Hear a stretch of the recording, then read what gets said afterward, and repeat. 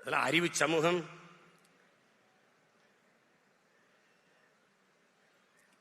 இப்படியெல்லாம் ஒரு அரிய வாய்ப்பை தமிழ் இனத்தில் முன்னவர்கள் செய்யறதுக்கு யாரும் இல்லை.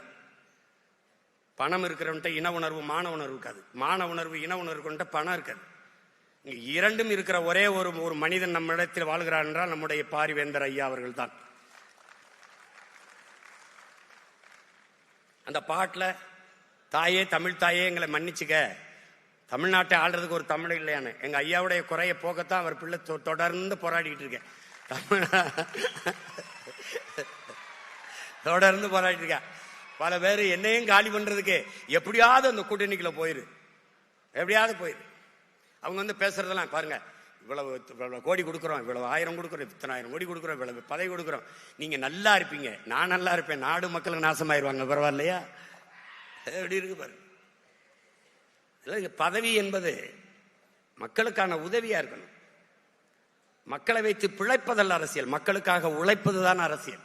இந்த கோட்பாட்டை பிரிந்து கொண்டு ஒரு தலைமுறை வரணும்.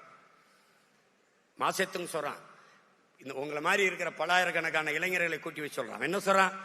எல்லாரும் எழுதி வச்ச எழுதாத வெள்ளைத்தாள்களை எனக்கு தாருங்கள்ன்றான். ஏன்னு கேட்கிறான். எல்லாரும் எழுதி வச்சதுல நான் என்ன புதுசா எழுதினாலும் அது சரியா வராது.